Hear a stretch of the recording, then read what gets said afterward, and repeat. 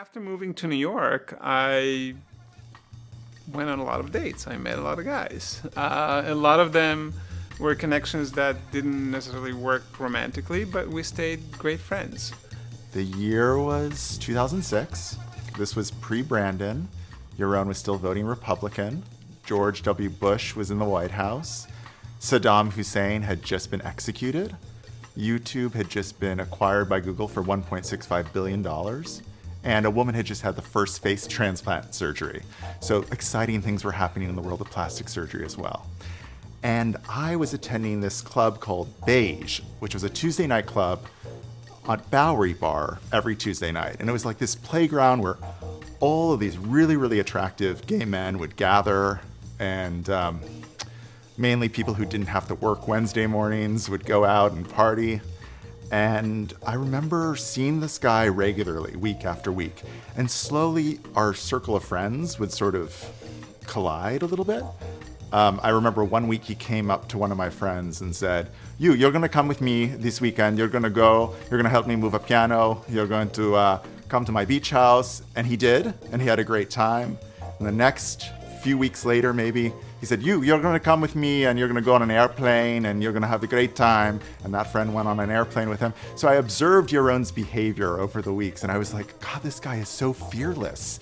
And like, I admire that quality of him. He could go up to any guy at this place. Because the problem with Beige was you'd have all of these gorgeous men, but nobody would ever talk to each other. Everybody would just stand there stiff, looking at each other across the patio. And it was like everybody just stone cold. And Yaron would be like, hi, we're gonna be friends. Come into my life. And people responded to that. People thought that was amazing because that energy did not exist at Beige. I'm kind of struck by this line from The Great Gatsby that I remember that said that Gatsby could have only happened in New York or only been invented in New York. And I feel like in our own ways, Yaron and I seemed a little like that when we first met, because the city seems to attract people who've either come to reinvent themselves or to find themselves in some way. And so everything about meeting Yaron seemed larger than life. And I see this guy sitting by himself with two drinks, all alone at this table. It was curious. He seemed very different than everybody else. I also didn't know where to go. I had been signed to a record label, which was a very weird experience because I wanted to write songs and be myself and be openly gay. That was a much bigger deal to want to do that then as opposed to now. And it really felt like this is my opportunity to go from, this very humble beginning I had and achieve this goal that you were told your whole life, this is what you should want. I was pretty depressed, and I was hanging out at Beige by myself, writing like sad poems in my journal, and Yaron was like, "Why are you alone? What are you doing? I want to talk to you." So I gave him my number and went home. And I'm thinking, probably is not gonna call. I'll never hear from him again. Interesting guy. But the next morning, Spencer called me and said, "Hey, Spencer, what are you doing?" And I said, I actually have to go and interview somebody in Philadelphia, and then I'm going to be out for 2 days, and I'm flying out of the country afterwards. And Spencer said, do you mind if I join you? Do you need some company? Well, I could use to get out of the city. And I remember we actually hopped on the subway to go pick up the car, and the subway started rolling, and it was like, to-doom, to-doom, to-doom. And I started just humming, tum, tum, tum, tum, and he just joined in and did the entire Ravel Bolero, and people came over. Obviously, it's Spencer Day, is an incredible voice. People came over and gave us some money on the subway, which is amazing. So we made a few bucks that way on the way to pick up the car, and that's how we kind of bonded and realized we were both slightly insane. We moved this very piano, I think, to Yaron's place at the Jersey Shore, and by the evening we had already flown in an airplane over New Jersey, jet skied. Came to the house and he helped me put the piano together, and I was trying to impress him, played a song or two, and then he said, hey, do you mind if I play? And I said, sure. And he sat down and started playing and started singing, and obviously I realized, well, he is a singer and an incredible composer and piano player. After we met and got to know each other, he invited me to go to Arizona and visit his family there. We did a tour in the Redwoods. We went to California and Las Vegas and, toured the West a little bit. And then I invited him to come to Israel. He met my family there, met my mom. We went to Jerusalem. I've always been very sensitive when I travel of trying to remember that America is not the world, and that the world is a small village, and it's important to know where you are and show respect for that. And so before we went to Israel, and since I didn't have much advance notice before I went, I really wanted to learn to say, I'm sorry I didn't have time to learn Hebrew before this trip. I just wanted like 2 expressions. And so Yaron told me to say, Slichach tizdayan zona, which means go fuck yourself, whore. And I practiced it in the mirror a lot before. I mean, we weren't always together because I went off like to a coffee shop and a nice woman came up, I'm assuming asking, can I help you find anything? And I was like, oh, I'm sorry, could you go fuck yourself, whore? For a week, they let me do that. For a week. I could have got punched in the face. Which shows how much the intent behind what you say matters, because everybody just looked at me baffled. He and his family thought this was hilarious.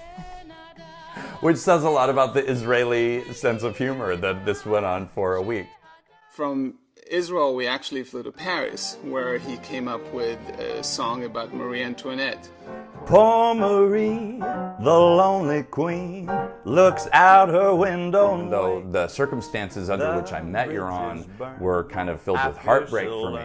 I just love watching artists the way they work, because I'm the opposite of that. It was just a feeling of possibility that I felt like he really brought into my life, this feeling that there was more to see and know and to explore. Yaron and I were introduced by a mutual friend, and we started fitness training together and hanging out together and going to piano bars, and he would have me sing Misty pretty regularly. Don't cry for me, Argentina. Perhaps the most diligent and applied fitness client I have ever worked with. He already had the six-pack abs, but he was really fascinated and curious about how things worked, the mechanics of a given exercise, and he applied himself with extraordinary focus and diligence. So yeah, absolute total joy to work with as a fitness client. He really does not believe that rules apply to him of any description. One of the great rules that people generally understand is the social rule of queuing. And really, Yaron cannot queue, and it irritates the shit out of me most of the time. However, it worked really well when a couple of years ago we were going to a U2 concert out in Giant Stadium, and there was a queue of about 5,000 people in a line to get a ticket. Well, I'm thinking we're going to miss the concert. It's not going to take 2 hours before we get on the train. Not Yaron. He starts speaking into his sleeve and acting like a security guard. Excuse me, excuses his way all the way up to the top of the line and comes straight back with tickets for the next train. We jumped a queue of at least 5,000 people and everybody was happy. So there you go, Yaron. You were right all along. We were at the Israeli airport, and there were probably hundreds, if not 1,000 or more people in line ahead of us. But he says, "Follow me." So he walks confidently around the side of the lines, and this isn't in the first class line, this is just around all the lines, walks straight up to the desk, and one of maybe a dozen desks, and manages to, in the space of just a few moments, opens his wallet with dozens of cards, shows him his pilot license, and manages to get us through this line of 1,000 people. Yaron manages to beam his 1,000-watt smile and charm and convince in a really lovely and friendly, positive way. Most of the rest of us mortals don't have that kind of charismatic skill with. And I did meet some amazing people. One of them was actually on a trip to London. Then I met this guy named Gustav, a Swedish guy that lived in London, and we really connected. Actually, he's into puzzles and riddles, and About 2 weeks later, I was back in New York, and Gustav invited me to his birthday party in London. So I called Gustav and I said, well, do you have a valid passport, $500, and 3 days? And he said yes. He didn't ask where. He said yes. So I didn't tell him where. And I said, just meet me at Heathrow Terminal 4 arrival, the British Airways arrival lounge on Friday, 11 a.m. We met there, we passed through security, checked in. He still didn't have any idea where he was going to. Even after we boarded the plane, I remember asking the pilots, and I spoke with the crew and told the pilot not to mention the destination. So the announcer was, welcome to flight 478 to ... They didn't say the destination. And a couple hours later, we actually landed and walked through immigration and collected our luggage. And he turned on his phone and said, welcome to Budapest. Here we are in Budapest for an awesome weekend together, just touring and exploring. He didn't tell any of his friends where he was going, because he didn't know where he was going. And he got text, where are you at? What's going on? Are you still alive? We decided we're going to actually send them a bunch of puzzles and riddles and questions, and whoever guesses where we are, we're going to buy them a gift and bring it back. His roommate figured it out and immediately texted where we were. Black to black, the river is blue, cross it 9 times is your number 4 clue. And in response to that text message, we got a text from London from his roommate that said, you're in Budapest. The Blue Danube, Black Forest to the Black Sea, 9 famous bridges between Buda and Pest. He knew exactly where we were. That was an amazing time. And then I flew back and I texted Gustav and I said, hey, Gustav, want to go on another adventure? He texted back and said, of course. Well, let's go on a few trips around the world and search of a shape. First location, the shape is filled with a mysterious smile. The second location, it's filled with greed and money. And the third location, the shape is filled with the spirits of dead kings. I remember trying to think how long it would take him to figure it out. And it took minutes, and he just texted back, we're searching for pyramids. And sure enough, we ended up in, I'm not going to say, you'll have to figure out where we went to.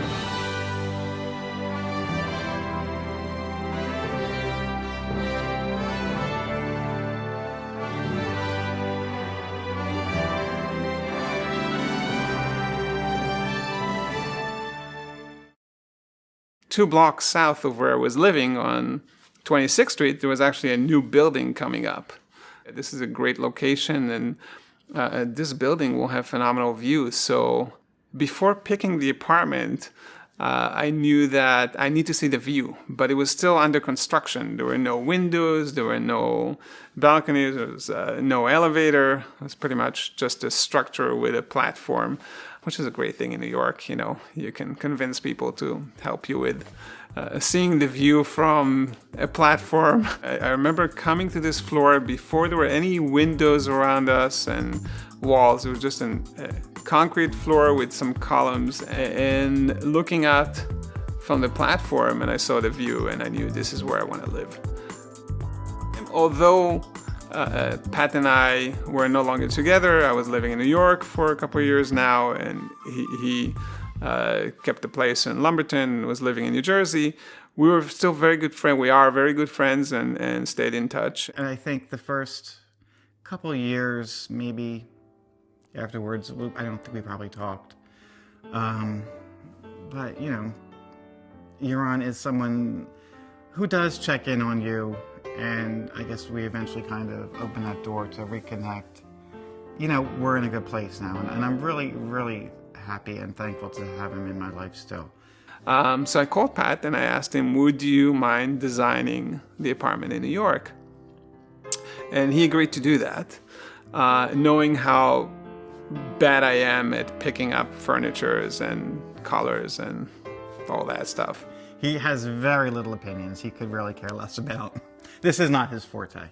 And 6 months later, actually, when we closed on the apartment and I got the keys, I remember Pat came over, we looked at everything, and I took off for a trip for 10 days or so.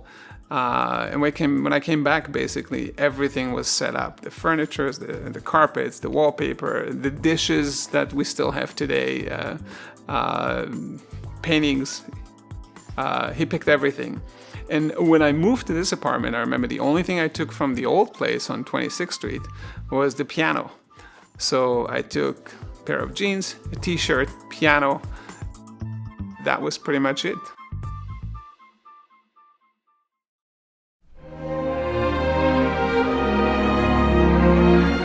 You're the clapper? That's what they call it?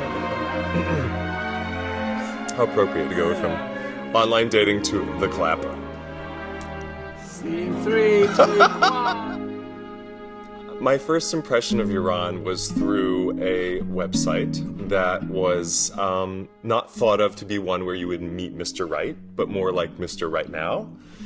One of the things I had put in my profile that he responded to was that I was looking for someone that I could have a drink with, like a tea or you know, a beer or something, and then go from there, as opposed to just like meeting and then doing the right now part.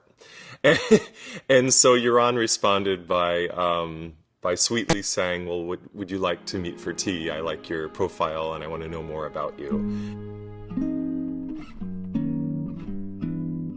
Okay, this guy seems nice. He's playing by the rules that I kind of want to go by, not like just looking for Mr. Right Now. I didn't know at the time that Brandon was an opera singer at the Metropolitan Opera, but I knew that he sings or is an artist. Brandon was supposed to arrive, I think, in the afternoon, like around 4 or 5 p.m., and we had about a couple hours before he had to go back to the Met to perform. In Chicago, a lot of times you just go right up to the apartment.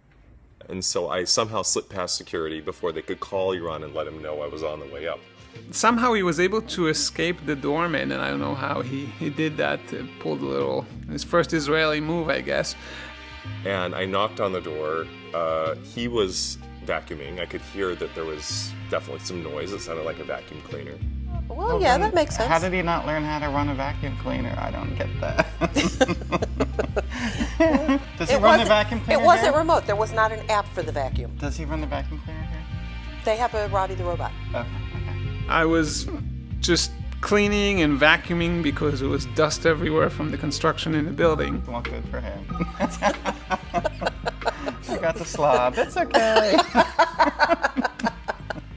I just thought, well, this is weird. He knew he was expecting me. Why would he be vacuuming right now? You know, and so part of me was like, oh, maybe I should just go. You know, maybe this is, you know, I was having second thoughts.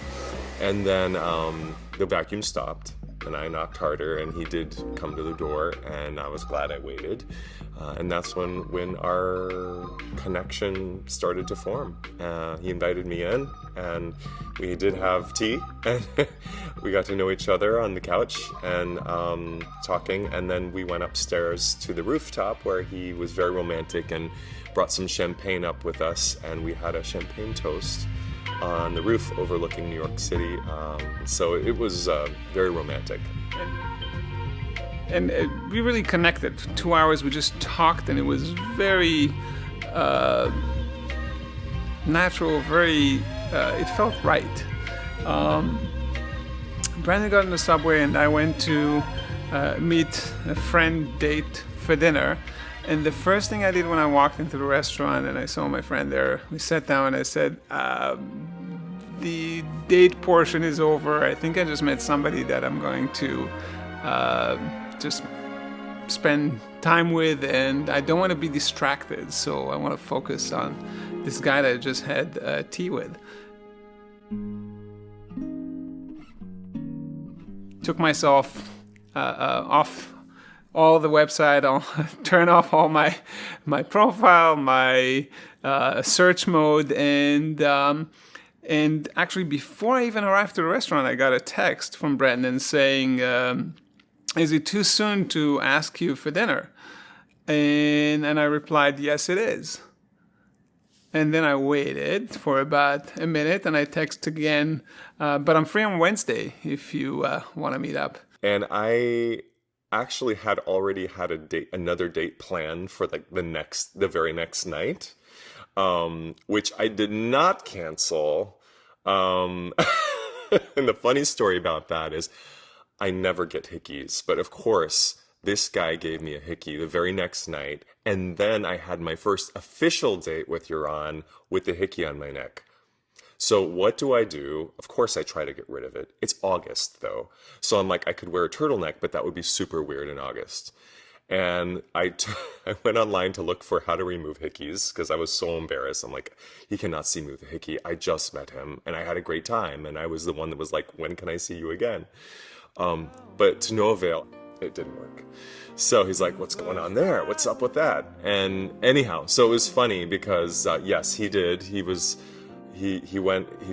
apparently took his profiles off, and I went on a date the next night. And it must have come across as being a complete, man whore. But anyhow, obviously, Yaron won out, and I didn't look back after our first date.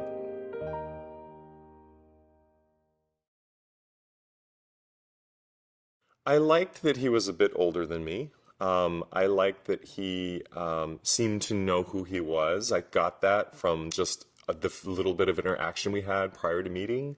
I got that he was authentic. I got that he was masculine. I got that he had a great body. There were a lot of things, he's tall, dark, handsome, and I wanted to know more about him. He seemed very adventurous, another great quality, all these things which proved to be very true. I wasn't really looking for anything serious with him or anyone at that point because I had just moved to the city. And so that's one of the reasons I was on this website in particular. So it's funny that we ended up forging this, obviously, great relationship that led us to marriage. And here we are 10 years later, we're still together. So Yaron and I, after meeting, we were so enamored with one another and wanted to celebrate our anniversaries of being together, even by the week. I mean, the first several weeks, we would have weekly anniversaries of our meeting. Life is about accumulating experiences and building memories. And I think when I met Brandon, that was sort of like the theme of our relationship. It was fun to see how we both tried to one-up the other and in creating a fun experience for the other one on our anniversary.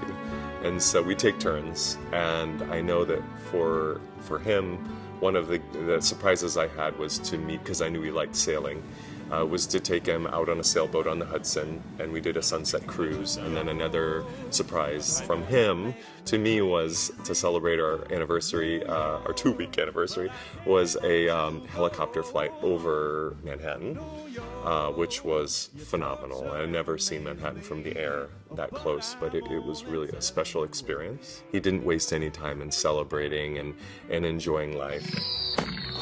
I've never been this close to Oh my God! I know! This is like right at us! Whoa! I think my favorite thing about Brandon is the fact that he has no idea how incredibly good looking he is.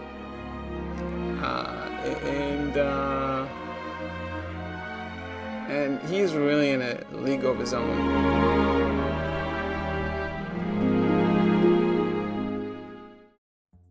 After about a month or so, I think it was a week before Labor Day, I invited Brandon to go to LBI. And being a newbie to the East Coast, we really didn't know the areas around New York, even the boroughs. I was like, where's Queens? What's Astoria? So for me, this trip out to Long Beach Island, New Jersey seemed very exotic. I'm like, oh, wow, I'm going to some island in New Jersey that, with the man that I just met like 2 weeks ago. Seth, one of our best friends, told him, do not go with this crazy Israeli to a place on New Jersey. I mean, he's going to end up just killing you and stealing your kidney. Well, the two of us came out here, had a great time. I remember us getting ice cream, I believe, which is very typical of people that come to LBI. It's like the thing to do at night after dinner. At my favorite ice cream place here, HCICP, and we walked over the beach. There was a pretty bright moon that night, and there was no one else out there for some reason, I don't know. It was just the two of us, which was really awesome, very romantic. And I said, well, I'm just gonna run for the water and see what happens. And I just took all my clothes off and ran to the water. And I'm like, wow, he just did that. And I thought for a second, like, oh, should I? And I'm like, sure I should. And like, it didn't even take more than a few seconds, and I was the same person. I was running right after him into the ocean. For him, that was like a kind of a litmus test to see how willing I was to be adventurous, because that's a big part of who he is. And so I still remember him saying that to this day, that was for him a determining factor. He's like, we'll see if he follows me or not. Then he's the one. It was actually getting into high tide, so our clothes were completely soaked when we got out, and we couldn't really put them back on, so we had to tiptoe at like 1:30 a.m. walking on our street naked and trying to make it to the house without anybody seeing us.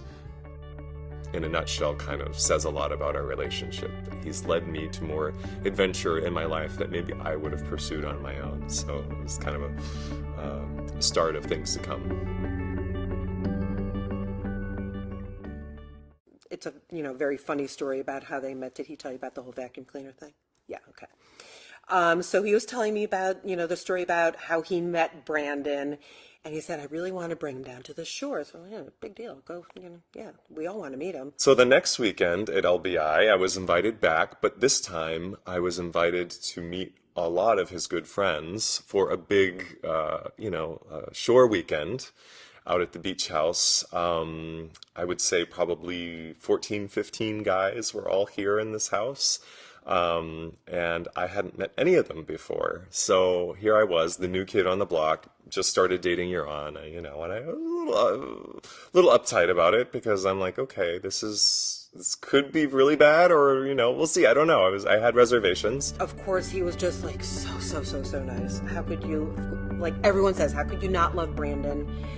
Everyone here thought he was so nice. Maybe one or two people thought he might be good looking. I don't know, maybe one or two. But then, yeah, I got here, I got to meet more of his friends. They were all really kind, very fun, like him, and they welcomed me into their group, and I felt really at ease within a short amount of time. I remember looking at Brandon when there were a lot of people around thinking, this must be so hard for him coming into this situation, where everyone knows each other. It's kind of like a new kid at school.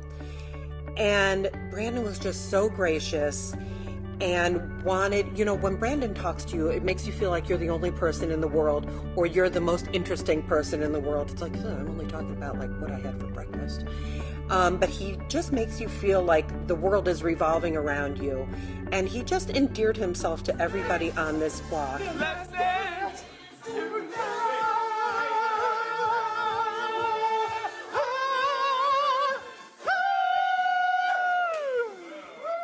אני רוצה להגיד לך שאני עכשיו נזכרת ביום הראשון שאני שמעתי את השם ברנדון. א', אהבתי אותו מהרגע הראשון שהכרתי אותו, ונוצרה איזו כימיה ביני לבינו. Salam, Brandon Khamouz. Introducing my family to Yaron started with my grandmother, I believe. She was visiting me in August at the time when the stock market crashed, and the first time that she met Yaron, he had to hop over this little guardrail, this little pole, and as he was hopping over, he clicked his heels together and did this cute little, almost Gene Kelly type of impersonation. Like, it was so cute. And I looked over at my grandma and I smiled and like, that's him. We both kind of, and this was kind of her first, like, oh, okay, this guy's really, original, he's not like all, he's very, he marches to the beat of his own drum. And so my grandmother saw that, but she also saw, most importantly, how much we were both smitten by each other. And I think that made her very happy. Good morning, Tel Aviv Beach. Granny and I are having breakfast on the beach. Hello, Granny. I don't know who I'm with this morning. It's okay. Time keeps on slipping. if we're actually ever having a anyway profound conversation with Yaron, it's a good chance it's in a jacuzzi of all places. And I really remember having a good conversation with Yaron in the jacuzzi on the top of the house on LBI. And again, we were just getting to the point where it was becoming clear that Gold Tier actually might be a successful business. I remember thinking about the fact that being your own boss was one thing, because if you had your own company, in many respects, you could choose what you did with your time. But of course, your customers and the promises you've made to them actually constrain what you can do. You've got to deliver for other people. And I think it's something that I said to him was that time really is the greatest resource you have. No one gets out of here alive, and so using your time and making sure you're using it to the fullest is really an important thing. Pat sort of like stuck this idea in my head that I should really try to do what I like with the time that I have here and not really rush to any decisions or start another business or jump from, like we did when we sold Century. I started immediately I thought about Gold Tier and work and doing other things, and that sort of made me realize that time is really valuable and I shouldn't rush into the next thing. Just take time off, enjoy, and when the right thing comes along, I'll know it. I think we both realize that time is fleeting and that our time on earth is so short as it is, and that you never know, you're never guaranteed a tomorrow. So I think we both live our lives to the fullest and really try to live by that principle of really getting the most out of life and enjoying it and loving and adventuring and doing things to make our life more fulfilling for us and for our family and friends. You put in the time with him, he'll be your best friend forever. But more importantly, Yaron has figured out that there are times when it's worth it to work for something and fight for something. And then there are times where, you know what, it's better just to lose or let out on something because it's not worth your time or your energy. Life's short. He wants to enjoy as much of it as possible. He wants to go out there and see the world. Yaron wants to experience every detail of it. Time keeps on slipping, slipping, slipping into the future. It wasn't long after Yaron and I met that the economy, took a big nosedive. And I was actually on a tour bus, touring New York on one of those double-decker buses, sitting on top, going through the Times Square area right next to Ernst & Young and Bear Stearns and all these, huge financial behemoths, with my grandmother and my aunt. And I get a text from Yaron, and he said, "Did you look at what happened to the market?" He really realized that, okay, my involvement with Gold Tier and with my business, needs to heighten and needs to become more because the economy is kind of in a stranglehold right now. Apart from the direct impact on our business itself because of the fact that our clients were banks, I think also everyone who had investments in the market at the time struggled. And Yaron and the other partners were not immune to that. So it suddenly became a sort of a call to action for everyone to get back involved in really helping drive the business that we did have, which was Gold Tier. I think that in itself could have been a second really difficult blow for Yaron to bear after having just kind of restarted his new life he's trying to build in New York. But the nice thing is that I think while financial pressure definitely helped push him back towards our direction, at the same time, something else had changed too, because he had met Brandon. And Brandon was a sort of a new light in his life that I think really helped motivate him to not only just get back involved, but get back involved in a very positive way. Very busy time for him, because when he decides he's going to do something, he does it, and he's very involved and is very good at what he does. So it was exciting to see how something that could have really turned bad, in his case, actually turned out for the better. I think when you're in love, you're in love. I do. I think that when you find somebody that's right and you know it's right, I think that just motivates you, makes you feel like a king again, makes you feel like you can do anything. In a sense, you can think of it as he withdrew from us to start a new life in New York City, but once he had discovered what he needed there for himself, he was now able to take that energy and put it back into all the other friends and business acquaintances, everything else that he had, and re-engage with everyone. Yaron is so technologically advanced. There's, whatever's new, the new thing, whatever it is, he's got it, or whatever. There's drones flying around everywhere. But to make sure his family's okay, he's got, these cameras in his parents' house. Not everywhere, of course, but, he could check in on him.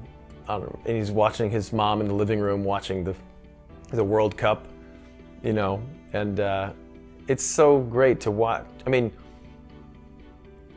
I can only imagine, imagine like what kind of supportive friend he is to you. Go, go, go, go! Go, jumping competition. ועכשיו לצעוק הכי בקול, לצעוק חזק. Kind of imagine what kind of supportive son he is to his parents, and loving, caring, that's a true testament of a person, right? To watch them, to literally watch them watch their parents, which is kind of creepy, but he watches over them. I'll tell you 3 or 4 things Yoran doesn't like. Crying women, children, bad teeth, and bad technology. It was 4, I know it was 4. Okay. But up until Emily, Yoran thought kids were just something to put up with, because his friends had them, and you had to be nice to them, fake being nice to them. Until Emily was born, and like the Grinch, Yoran's heart grew 10 sizes that day. And he was so enthralled with this little baby. He still is. He is just the best uncle, and with the Gom too. I've never seen anybody like an uncle take to a niece like he has. He's just so good to her, and she loves him like crazy. And they're a lucky group of kids to have somebody like that.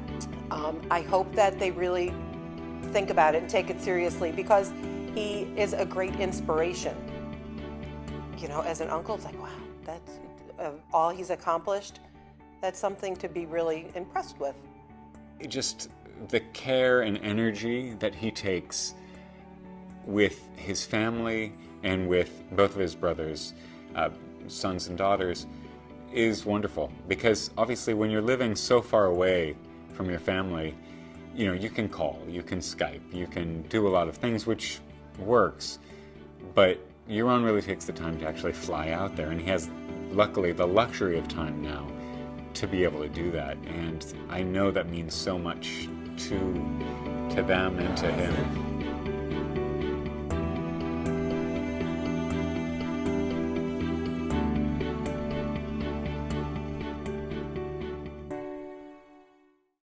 Yoran's mother, Ricky, had a kidney disorder that they didn't know really the cause of, but her kidneys were functioning at a very low level and getting worse.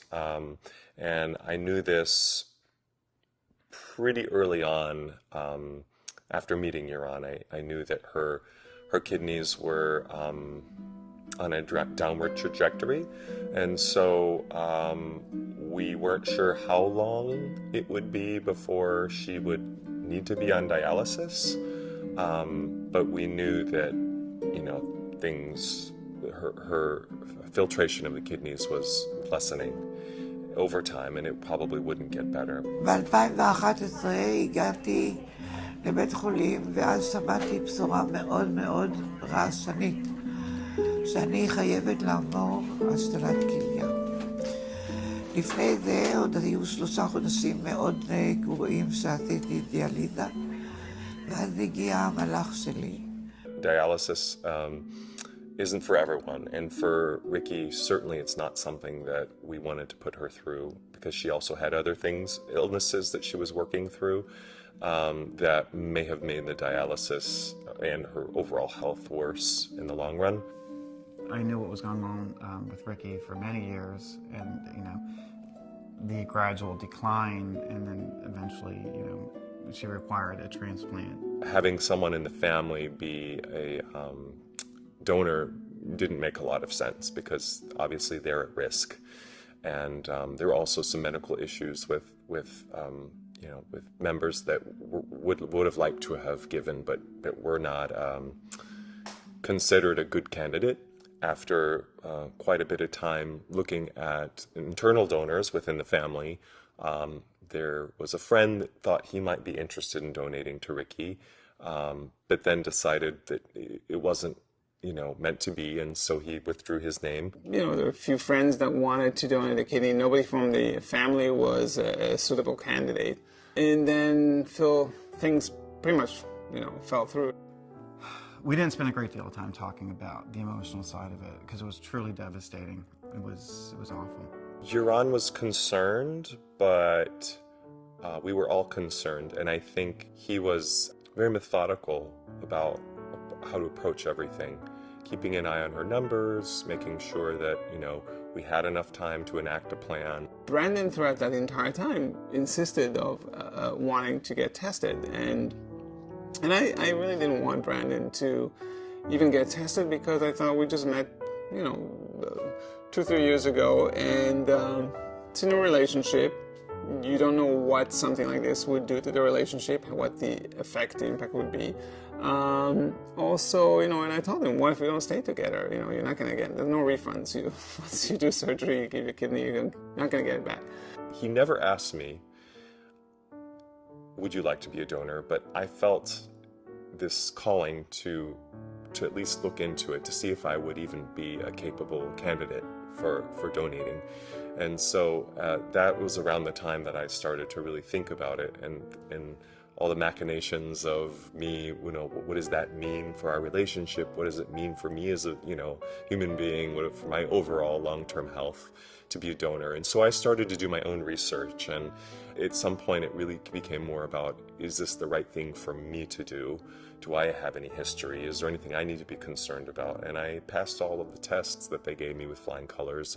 They actually wanted to redo all the tests because they said something is not probable, it doesn't make sense. They asked Brandon about his family, where's he from, heritage, and so forth. My tissue match with Ricky, which is a very important factor, as you can imagine, when there's a transplant, the tissue match was actually ridiculously close, which was something that shocked all of us. We were like, how is it that a Jewish female in Israel has a tissue match that is so close to my match? The chances of 1 to 1.37 million of Brandon being such a close match to my mom, which is the same as an immediate family member, like a son.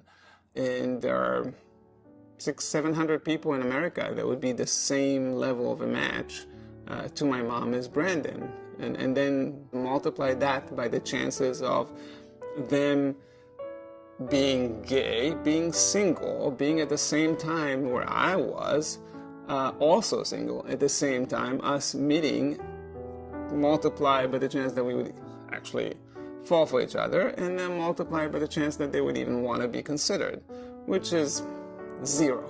It just shows you how small of a world it is and how sometimes things are just kind of fall into place. And this was one of those where everything just lined up the way it was intended to. שזה מה ברנדון החליט, מהמשפחה שלי אף אחד לא התאים. והנה פתאום הגיע המלאך. ברנדון, שהוא היה כולו כמו רק כנפיים, היה חסר לו בשביל להיות מלאך שלי טוב. יאללה, אני מתחילה, זה לא טוב לי כך. אני מוכן, נו. Yaron is so confident that everything will work out. He researches things to death. And he is so confident that things will work out that you don't really think that it's a big deal. It's like, oh, Brandon's going to donate a kidney? Mommy's going to be fine? Okay, good. It almost was as simple as that. And I know emotionally and physically it was huge.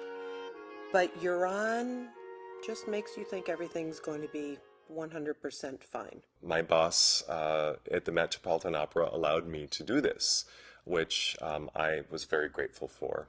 When you wake up, you're not going to remember this conversation. We're flying back in economy, right? You won't remember that. No. Ooh, let's see. We're taking requests. We're taking requests before surgery. I can have an option.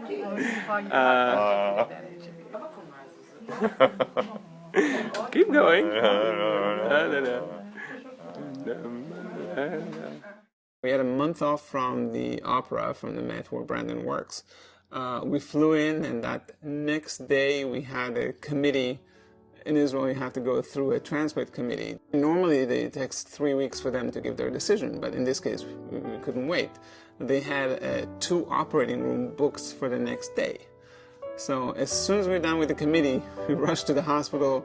Both my mom and Brandon got admitted for prep, not knowing if they're going to get the approval or not. And sure enough, that evening they got the okay to proceed with the surgery. My family was so supportive, and my grandmother said, "Of course you're going to do this." She didn't bat an eyelash. She said, "This is something you would do, and if you want to do this, then I stand behind you." Brandon's grandmother came with us, which was great, and another friend, Anthony, who joined to just help with everything.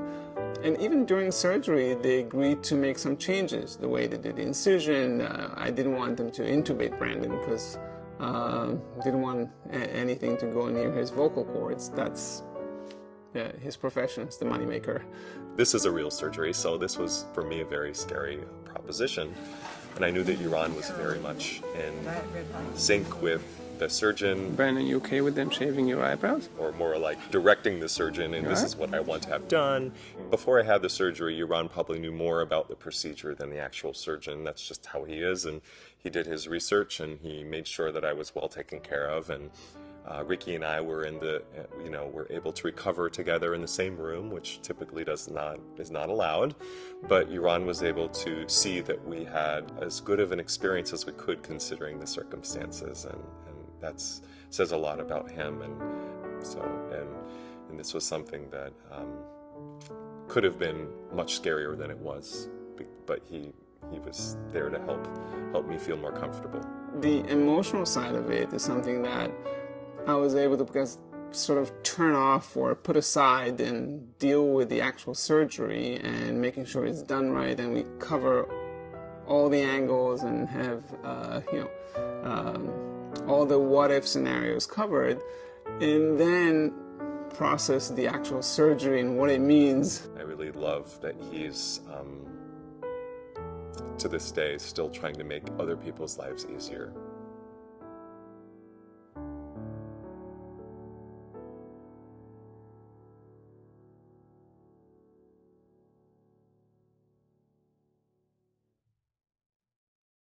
Sorry, I love surprises.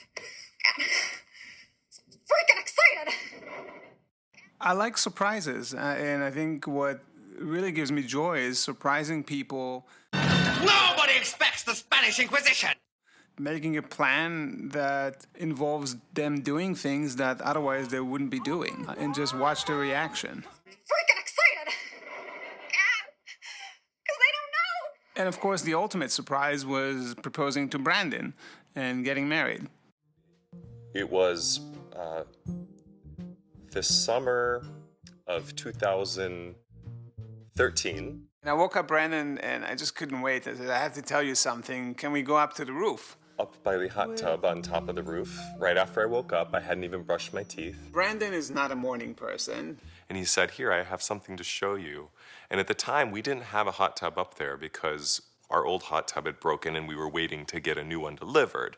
And so my thought was, I'm a heavy sleeper, but did they deliver that hot tub while I was sleeping? Because he invited me up there. So I'm like, okay, let's check this out.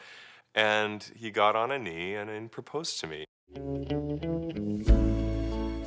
And as I was proposing to Brandon on the roof here in LBI, our neighbor Rob yelled, "Hey, Brandon, you're on. What are you doing? What's up, guys? What are you going to the beach?" So I was like, "We're busy." And of course I said yes. It was very romantic. It was very sweet. And I didn't see it coming. And we had a big party. We had a bunch of people here a few days later, and a band out in front and a tent, and it was really fun. I had the opportunity to share that with a lot of our close friends that we were now engaged. You asked me if there'll come a time when I'll grow tired of you.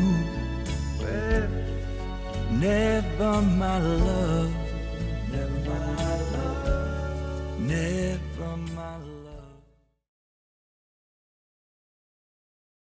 I was able to travel the world with Yaron and take a year off of work, which was is a wonderful option in our contract at the Metropolitan Opera. And then Yaron's like, well, you have this option in your contract, and you've been there 5 years, which is the only requirement. And so he easily convinced me, why not? Who wouldn't want to travel the world with someone that you love and take time away from work if you know your job's waiting for you when you get back? So that's exactly what we did.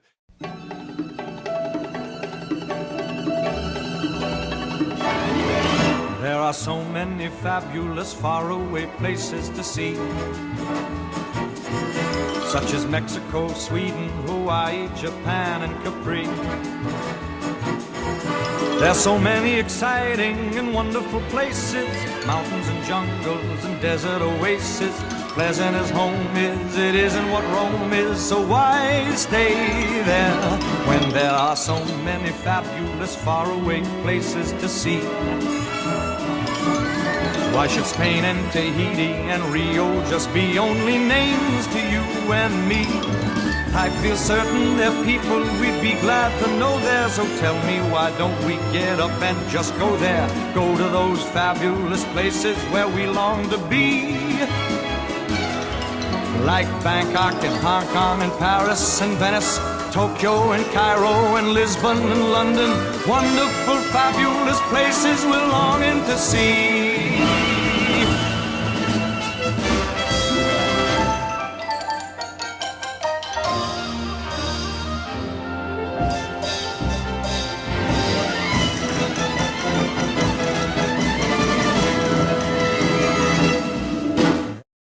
So with Gold Tier going pretty strong on its own, he decided to take a sabbatical of his own. And right around the same time, we started to get a tremendous amount of interest from Thomson Reuters in acquiring Gold Tier.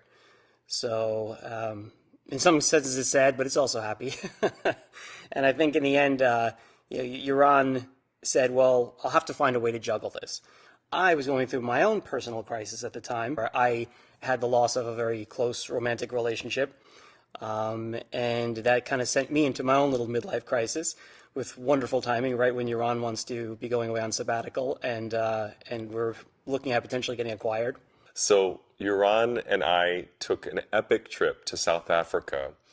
Our friends run a gay vacation company called Zoom Vacations that I'd always wanted to go on one of their trips. And they go over the top. They stay in the nicest hotels, have really wonderful meals planned, and all these extra special events and things that you wouldn't normally do on a typical tour group, with a typical tour group, because they take only a small number of guys. Now, it's a little pricey, but, I finally have this job at the Met, and I thought, I want to treat, I knew we had this year off coming up, and I wanted to do something really special that I knew he had never done, that I had never done, and that would be really adventurous. I gave it to him as a Christmas gift, in a card. This is what we're doing. And before he had any knowledge of the fact that his company would be selling around that same time, or he'd need to sell, that they were doing due diligence, Thomson Reuters was, on his business, and that he was in the process of selling it, and there was a certain date that they were hoping to have the business finalized and acquired by. While none of us kind of were really surprised at the fact that Thomson Reuters was interested in us, we had a really good product that had been developed for well over 10 years at that point. We were kind of surprised at how quickly they wanted to move. Yaron's good friend, Eli Shoham, had sort of said, well, there's no way you're going to be able to sell it on the date. You're going to be traveling, and there's no way you can possibly sell the business in that timeline that they've set. You just have to tell them you'll just have to extend it, and you'll get it done when you get back. And Yaron's like, no, I want to be exceptional. I want to prove to them that I can do it. All very exciting stuff, but it really meant that Yaron now had in front of him this year-long sabbatical he could take, this deal that had to be negotiated, and then there's also all this due diligence, which would normally have fallen a lot more on me and Tim to take care of a good portion of, and I was going through my midlife crisis. So it's kind of funny the way the world works. We kind of went full circle, and Yaron ended up shouldering the burden of pretty much all of that due diligence, juggling that while he was trying to spend most of his focused time dedicated to Brandon. And in the end, really what he did was he did a favor for a friend, which kind of, again, interestingly paralleled how early on in Gold Tear's history, when Yaron needed his time, we kind of stepped up and helped him out, and he kind of stepped up and helped us out at that time for us. So I think it's another nice kind of testament to how for Yaron it's not just about business, it's about business and friends and how they all work together and, real genuine teammanship. Here we were, this trip of a lifetime in Africa on a safari. And here we are on the famous African Queen steamboat on the Zambezi River in Zambia.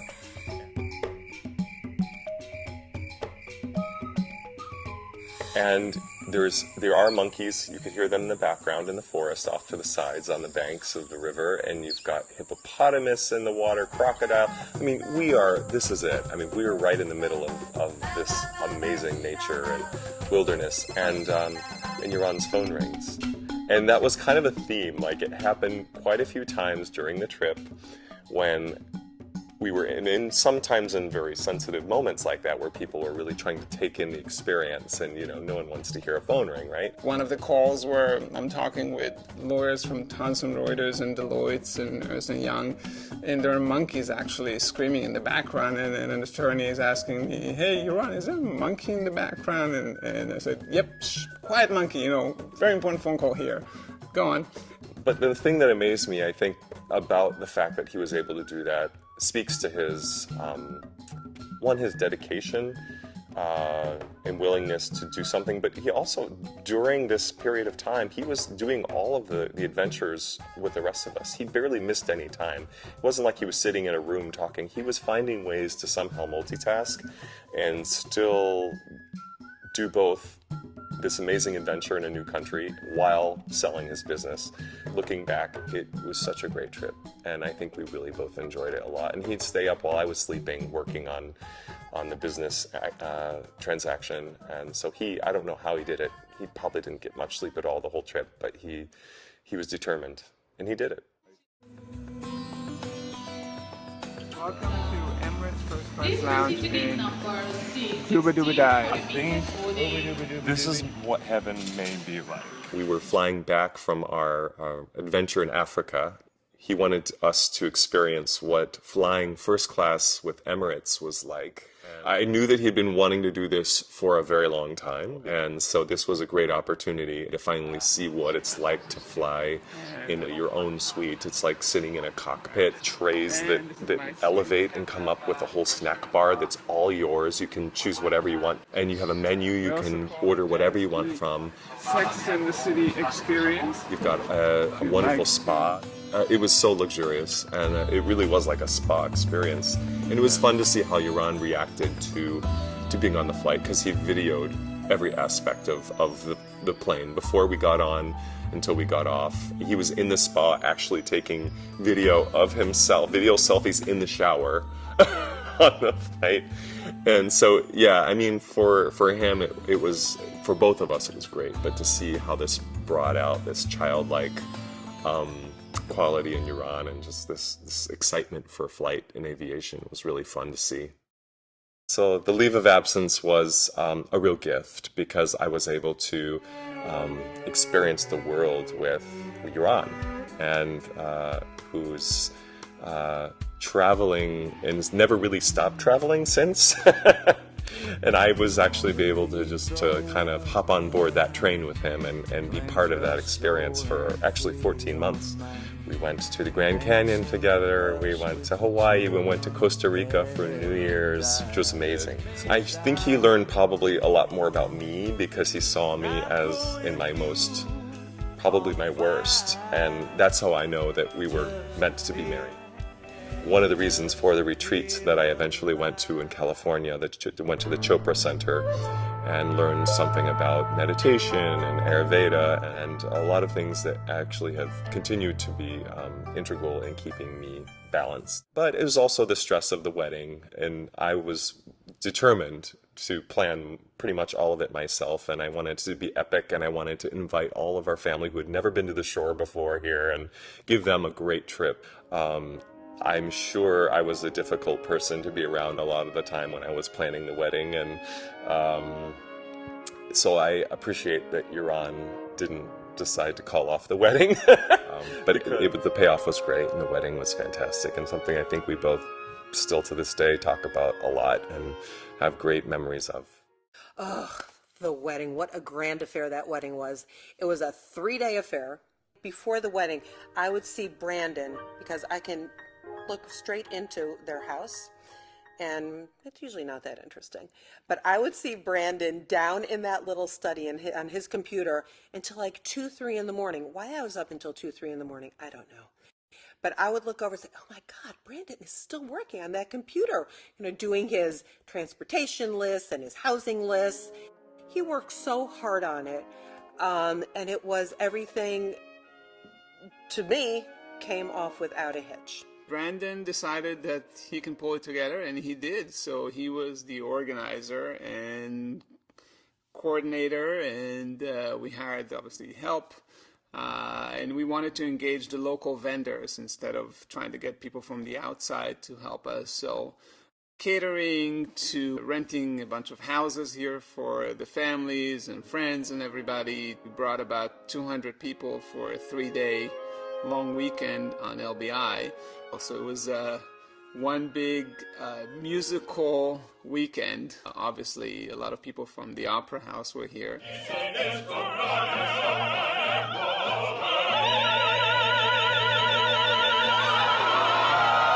We wanted the focus to be on music and water and the beach, with a few surprises. The way they entered their wedding ceremony was on jet skis. You have to cross the bay on 2 jet skis, and Matt Tibaldi offered to borrow his jet ski, and we had mine. I've actually seen him take my jet ski, and Brandon took his jet ski, and they made that their grand entrance to their wedding. Talk about a big bravado kind of an entrance. Here they come in, the two of them, beaching right up on the beach. And I came in first. We were sort of crisscrossing each other, and I beached Matt's jet ski first, but with a little bit too much excitement and almost actually hit the fence. The way they came up onto the little beach at their wedding ceremony was so indicative of their personalities. Yaron came zooming in like a bat out of hell and beached that thing. It was practically where we were standing. And when Brandon got close to the little beach, he kind of slowed down, and he didn't want to hurt himself. And of course, he didn't want to hurt the jet ski either. And that is so indicative of the two of them. Brandon is much more cautious, and Yaron is just like carefree, like someone else will take care of it. It was funny. I watched that. It's like, yep, that's them. They're extremely glamorous couple. The guys showing up on the jet skis across the bay, which was just something else. It was, it really was like an ad for aftershave or something, or GQ magazine. And I was so happy that this was happening because Yaron's not an emotional guy. And a wedding is all emotion.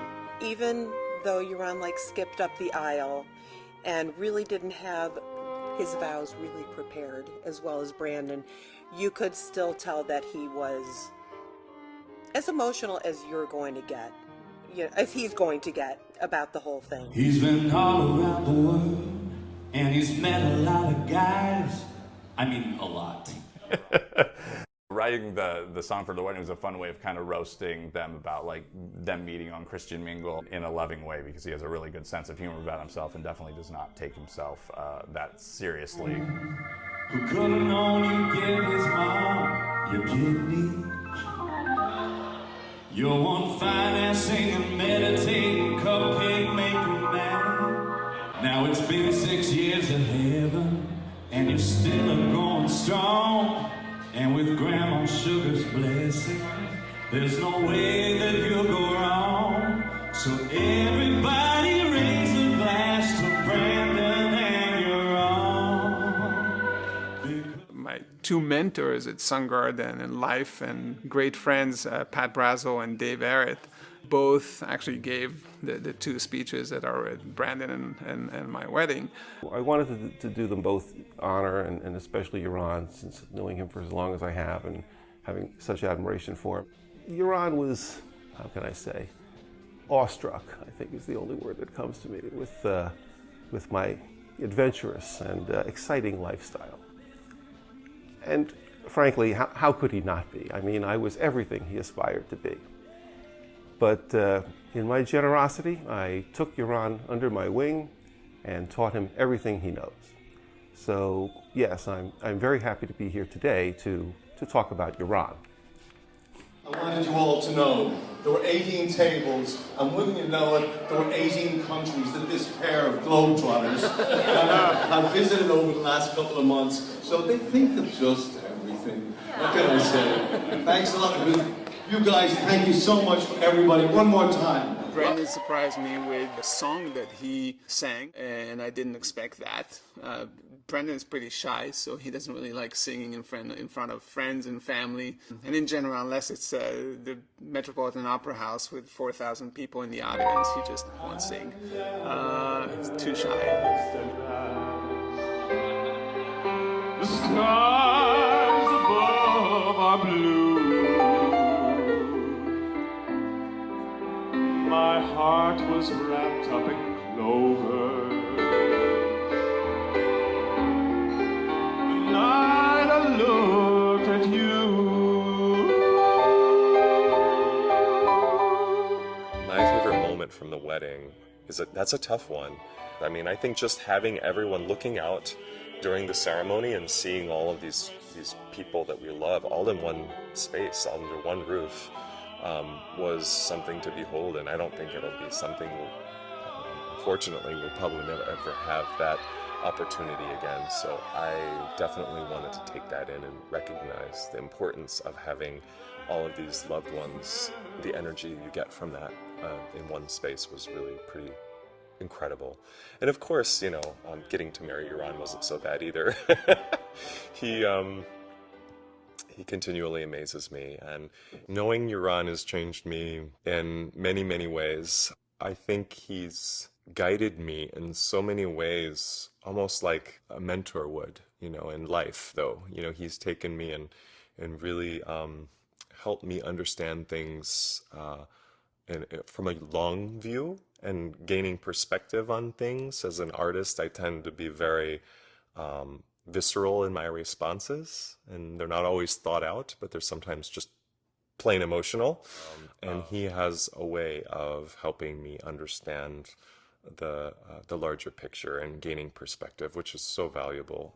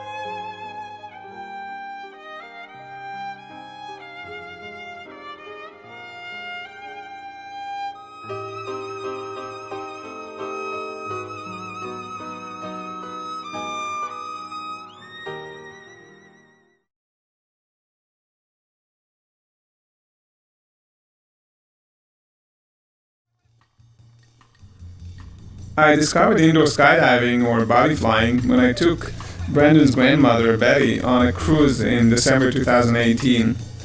I immediately fell in love with the sport, which fits perfectly with my obsession with flying.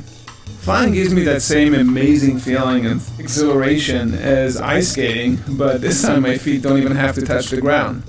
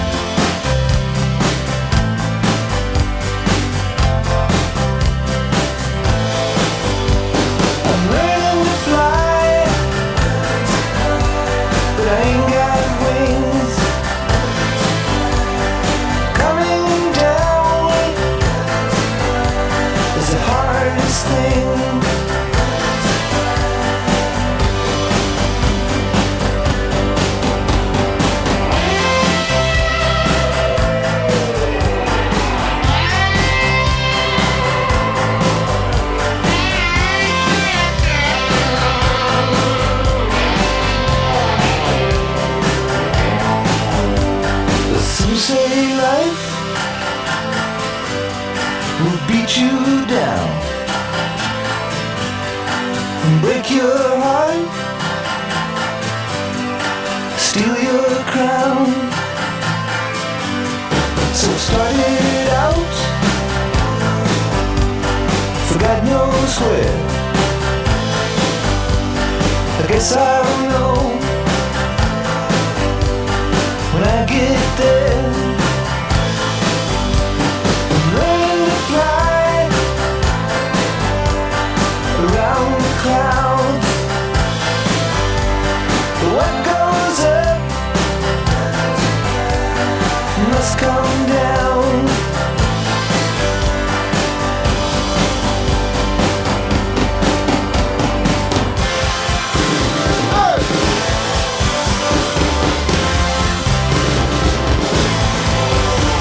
I'm learning to fly, but I ain't got wings. Coming down is the hardest thing. I'm learning to fly around the clouds. And what goes up must come down. I'm learning to fly.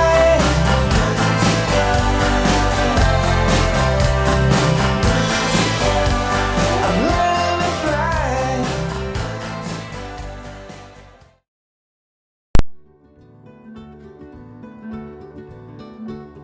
People I don't even know. I said, they'd say, oh, what are you doing this week?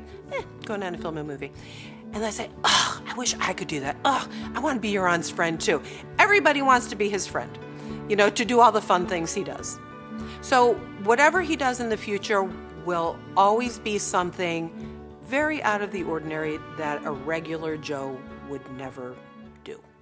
I didn't have any friends that were gay growing up. There was 438 graduating members of my high school. Not a single one was openly gay. And that's in South Texas. And so, you know, being in music and theater, I have the most amazing, lovely friends. But with Brandon and Yaron, I think spending all those summers together, kind of watching their relationship, not blossom, because I think the minute they got together, you know, it was just in full bloom. This is actually legal. You know, but to watch that love between, that really strong, you know, true love, for me, that's amazing to see, because it's not something I was able to see. It changes you when you can witness a great love. I had a great love in my life. I remember calling Yaron the night before we were supposed to leave to go to sail in Mallorca, Spain. I told him Barbara's sick, you know, and I can't go. I can't go. And I was so afraid that he was going to be upset because, you know, I don't cancel on things. I told him, listen, keep the money that I've already paid for the trip. I don't want anything to change for anybody else. And he understood. He put me on speakerphone. Brandon was there. They said, you know, we love you. We love you. We want you to do what you have to do, and so supportive. And then the next day, I got a PayPal for the full amount back. And I just, you know, real friends, they don't judge you, and they understand you, and they say, yes, of course. You know, when she passed, they were there. You know, they were just always there.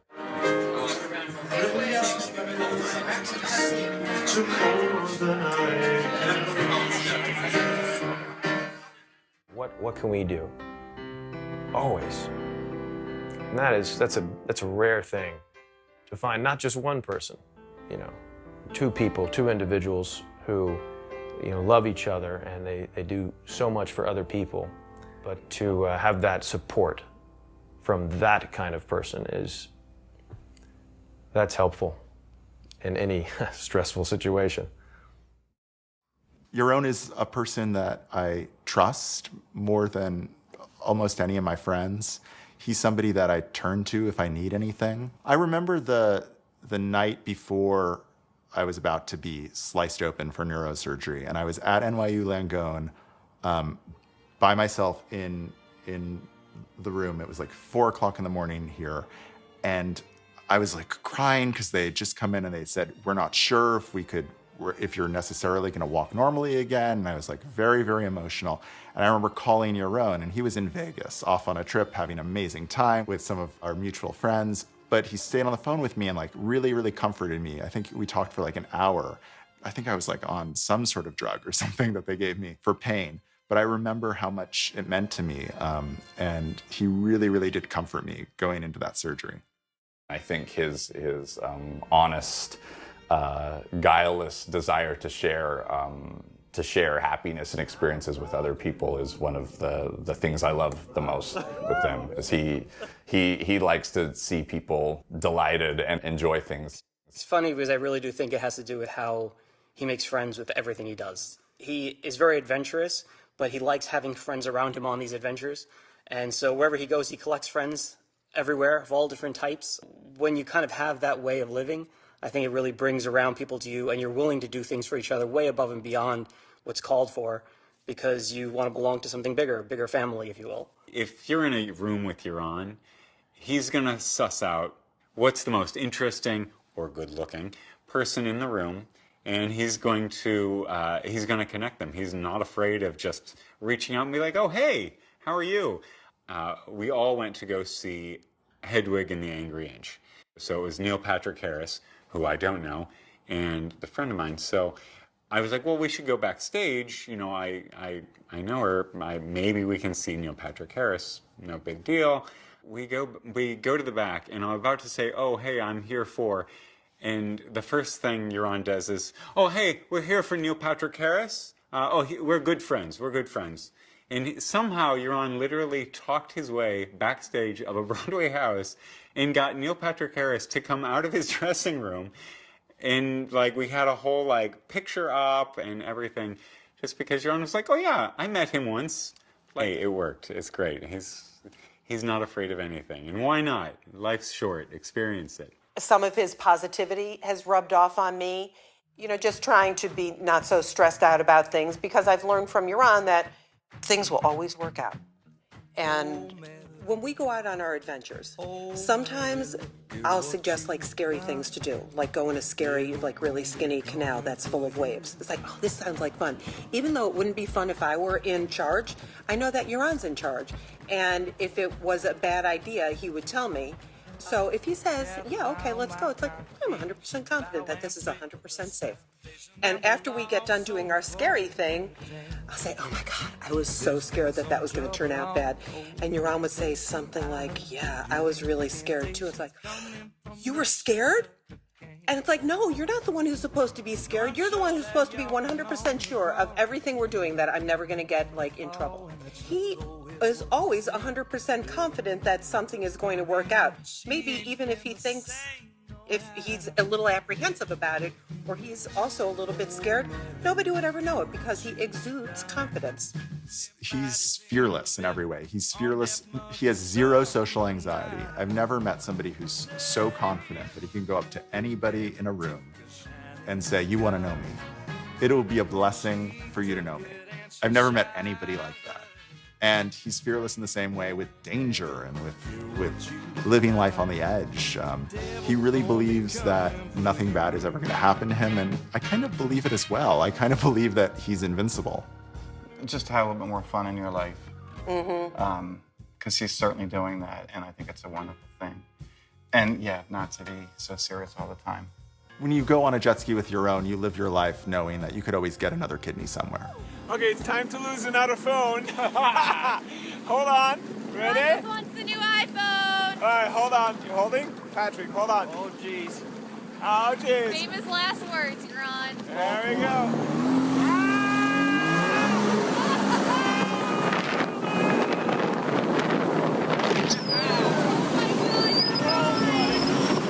Before I met Yaron, I was a pretty adventurous guy.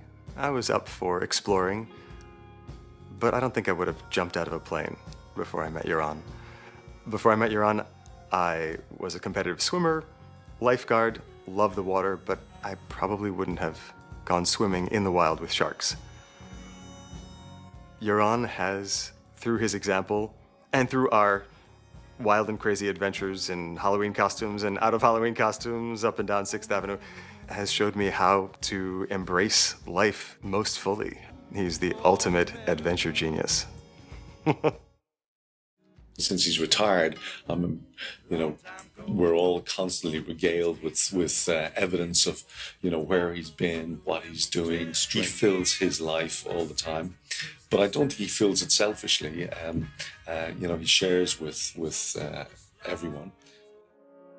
I mean, I'm retired and I have plenty of time and a fair amount of money, but I don't live the life that he lives right now, and I kind of want to. So he has taught me a lot. I've been lucky enough to certainly to be able to join him on some of these excursions, and it's just incredible.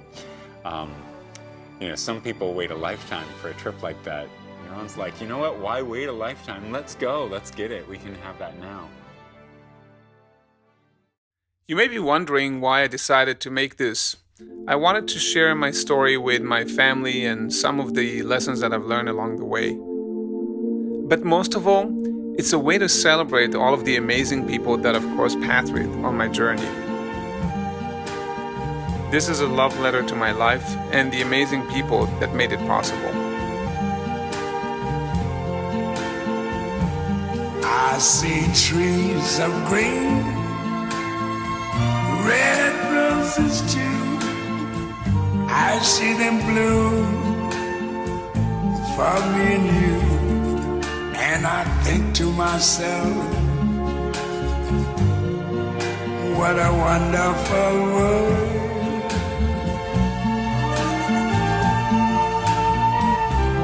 I hear babies cry, I watch them grow. They learn much more than I never knew. And I think to myself, what a wonderful world. Yes, I think to myself, what a wonderful world.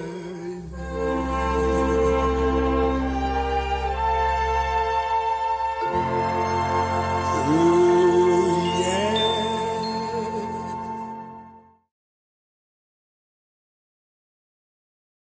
Welcome, everybody, to the first annual Yaroni Awards, celebrating everything we love about Yaron Avatar. We're your hosts for tonight's celebration. I'm Spencer. And I'm Zach. And you're you. Congratulations on making the list today. Just look at this room packed with all of these attractive faces and bodies. How are you guys doing up there in category 5 boarding? You guys okay? I can get you some peanuts. Yeah, one day you can make it down here. You just got to put forth the effort. One day. Welcome aboard Yaroni Airlines. Flight number 30 with a direct flight to the world's hottest new destination, Yaronland.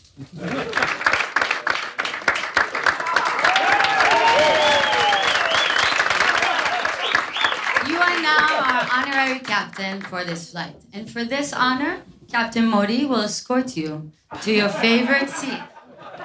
We provide the highest Chuki service on Yaroni Airlines. We have your favorite seat, 2E.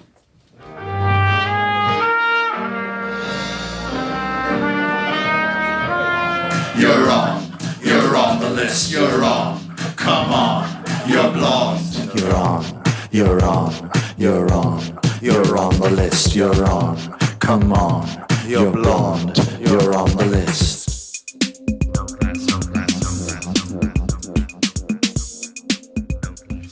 Calvin Klein. Ralph Lauren. Tom Ford. Yaron Avitov. Tonight, we recognize Yaron's bold and unpredictable contributions to fashion. And the nominees are Yaron Abitov for Summertime Madness. Yaron Abitov for his truce with chartreuse. Yaron Abitov for his work on the acclaimed series Transparent. Yaron Abitov in Curtains on a young Israeli homosexual. And the Yaroni goes to... I'm so excited. Summertime Madness! Let me love you, baby. Let me love you. You might not know this, but the word Yaron has two meanings in Hebrew. The first meaning is full of joy. So if you were to use that in a sentence, it would sound something like... Everybody was depressed until he entered the room, and then they were all full of Yaron. Or, don't stop, keep doing that. I'm about to Yaron.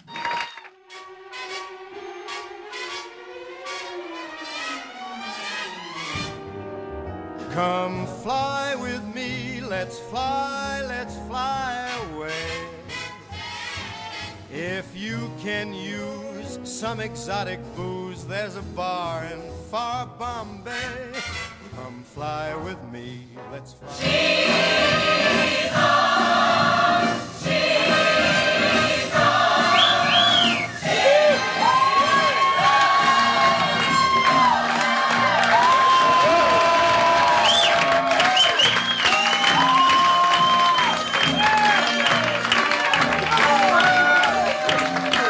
Thank everybody for coming, and it's just incredible, just the love here, and obviously the talent here. I mean, whoa! There's no way this could ever be